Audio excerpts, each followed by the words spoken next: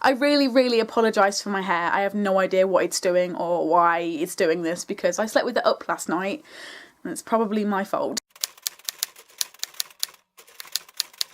Hey guys, and welcome to my shelf. Today I'm going to be doing a review on Wonder Woman Warbringer by Leigh Bardugo. Now there are going to be some spoilers in this because I'm not perfect and I know for a fact that I'm going to be dropping some bombs. Put the timestamps where the spoilers are and how big the possible spoilers are in the description box below, so you can, like, jump scares in a horror let's play, you can prepare for them if you really want to. If you didn't know, then Wonder Woman is about a girl called Diana who is an Amazon. She's an Amazon sister and she's actually the Queen's daughter. She feels she doesn't really belong on the island as much as her sisters do. She sees an explosion wash up on the shore of her island and she goes and rescues the only person that she can see alive in the wreck, which is a girl called Aaliyah, and it turns out that Aaliyah and her family have some secrets that Diana uncovers and she has to try and help them solve, basically, because she's the one that started it and she feels like she has something to prove. When I first opened this book, my expectations were so low and I was so freaking terrified about reading this book. I had never read anything of Leigh Bardugo's before in the past. I had no idea how she would portray the storyline. I've been a Wonder Woman fan for a while now. I've read a few comics, I've watched the movie, and I've also now read the book.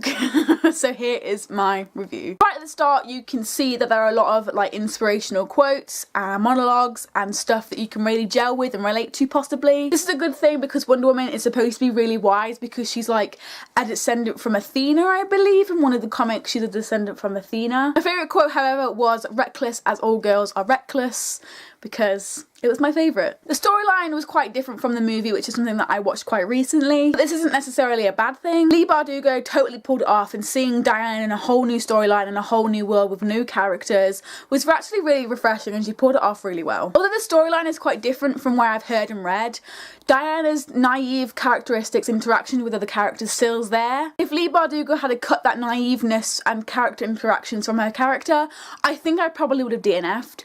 But she didn't cut it from her character and it was still very prominent, and I'm so glad. One of the things that Diana says in the book is Google one of your gods, when she's being sassed with the whole, I don't know, Google it line from a character. Really glad that Leigh kept this in her character, and if she hadn't have, I probably would have DNF'd, but I didn't, and it was good. There is technically two points of views, Diana's and Aaliyah's. I don't normally like more than one point of view in a book, but Leigh Bardugo does it so beautifully and subtly that you barely even notice that the point of view has changed. Saying that though, their point of view voices are completely different. You can distinguish between Diana's point of view and Aaliyah's point of view without making the storyline complicated or unlikable. It's just a really good element to the book. There was more LGBTQ plus representation in the first 65 pages of this novel than any novel I have ever read, even the LGBT ones. The quote on page 95 that says something along the lines of, "Some like men, some like women, some like both, and some like none at all," which made me very happy and feel very valid. Normally novels that explore LGBTQ plus things and themes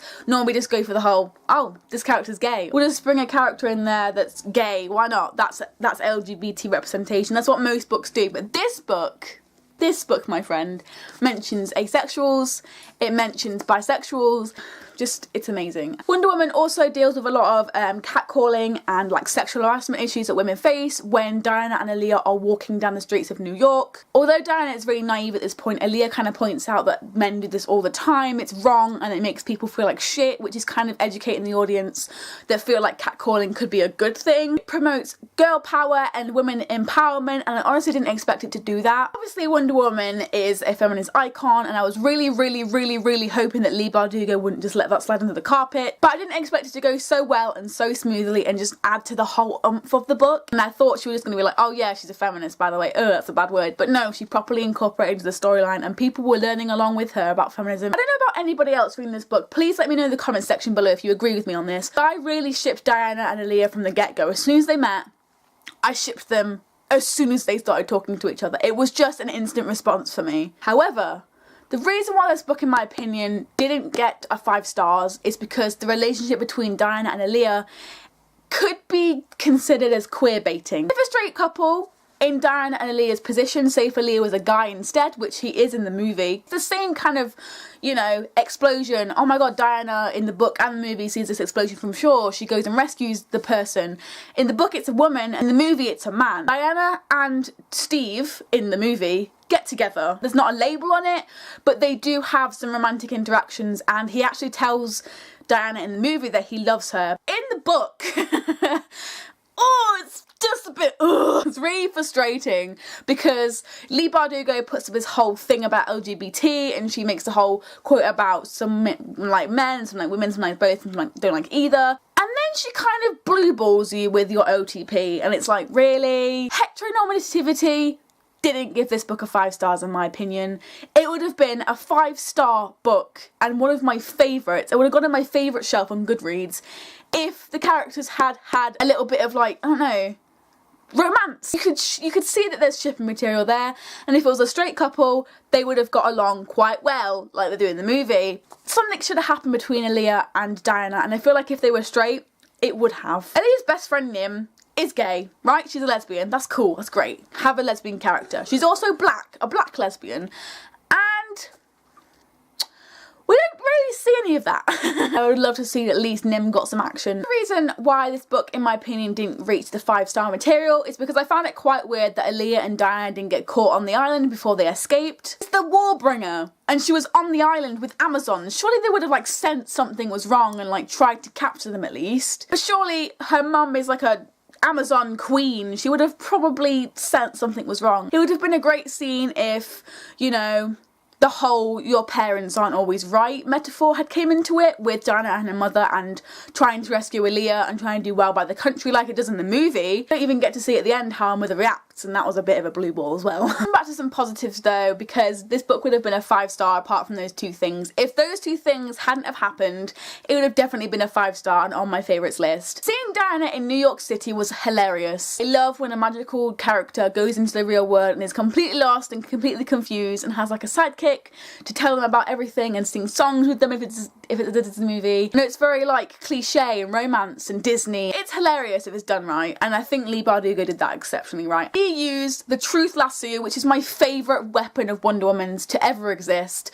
She used her shield, she used her bracelet. It was just great, and I really can respect Leigh Bardugo and her writing because of the continuity and the research that she put into this book. A lot of things went right in my head, and I really respected the continuity. I sort of wish they had made a movie about this storyline or maybe combined it with the storyline from the movie. I'm not really sure which one I prefer just yet, but I think I'm edging more towards the movie at this point. But I absolutely love the characters in this, but I feel like they could have had so much more, like with the blue ball of Aaliyah and Diana. Either way, Leigh did a great job of taking on a legacy.